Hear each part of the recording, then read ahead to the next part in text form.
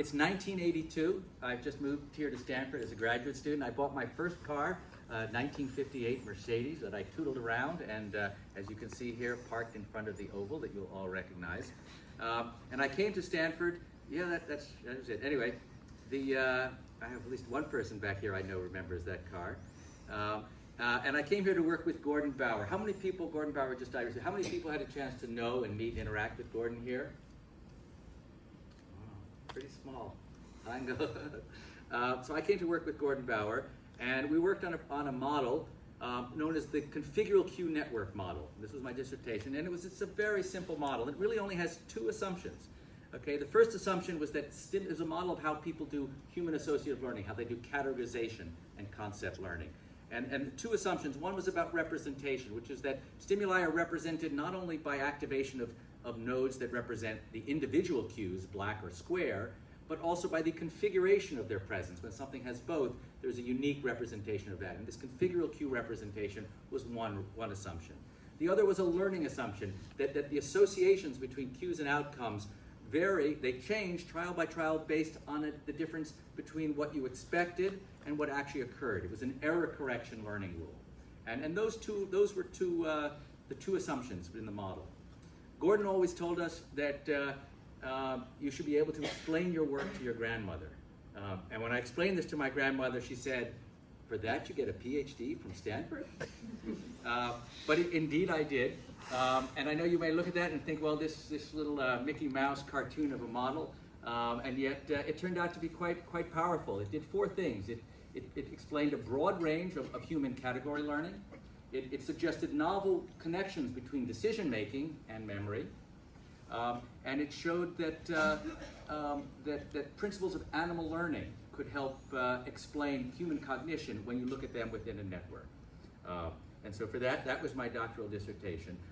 And Gordon, of course, was the most important person on my thesis, influencing me. But I also had what could only be called an all-star A-team of a thesis committee, and each of whom had an influence not only on my dissertation, but on my career. Let me ask, how many of you here are PhD students now? Give a show of hands. A handful of PhD students. So here was my thesis committee. Amos Tversky, whose Nobel Prize-winning work on decision-making is what inspired me to try to understand how to link human memory and his work on decision-making heuristics, particularly base rate neglect. I also worked in the lab of Richard Thompson, which is neurobiology and the cerebellum of Pavlovian conditioning.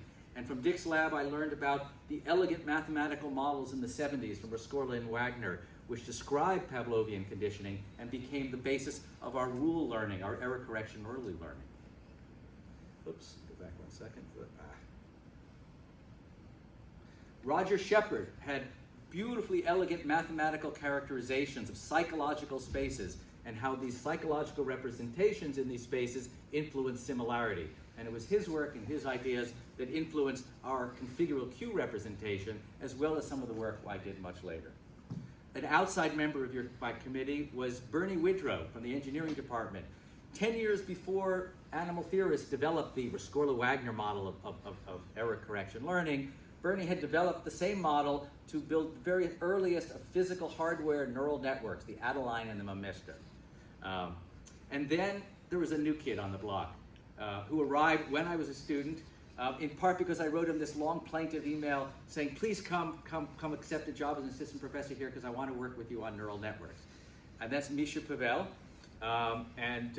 Misha held my feet to the fire of rigor throughout the entire process. And when all the rest of this committee was ready to sign off on it and say, that's good enough for a Stanford PhD, Misha said, well, maybe one more experiment to be helpful, just to make sure that there isn't a confound.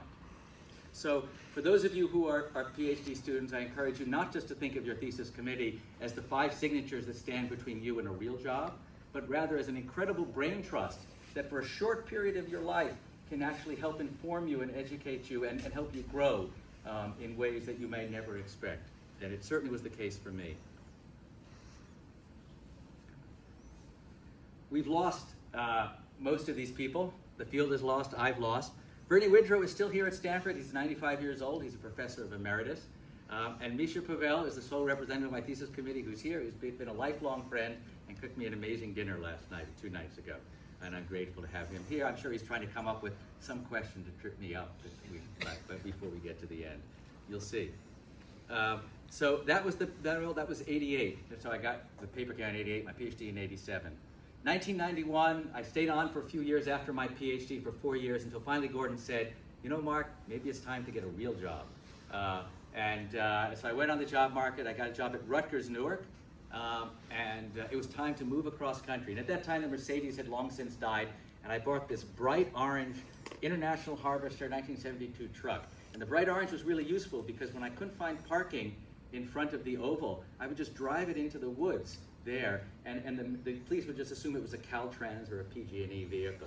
It was very, very useful. So there's the truck, and I drove across country, and I landed at Rutgers. And when I got to Rutgers, I was able to hire a postdoc, and I got very, very lucky with my first postdoc. I had Catherine Myers, who'd come from an engineering degree in England. And Catherine began in 91 with me when I started at Rutgers together. And just around that time, there was some literature in the animal literature, from rodent literature, suggesting that these configural cues, these conjugations of cues, were highly dependent on the hippocampus. And in rats, if you lesioned the hippocampus, they lost the ability to learn about it. And so Catherine and I took that data on linking configural cues, the hippocampus, and developed sort of the next stage in modeling of animal and human associative learning that built on this earlier work from Stanford. And we developed in 93 a neural network model of the hippocampus and associative learning. We wrote a book about it in 2001. We thought it would be a bestseller because it was the only computational neuroscience book ever written with no equations. And it humiliates me to this day that you can buy it used on Amazon for $2.95. The key idea behind our model was that how new memories are represented in the hippocampus determines generalization. Now, this is a phrase that needs to be unpacked. There are two terms here that I want to define. What do I mean by represented, and what do I mean by generalization? Generalization is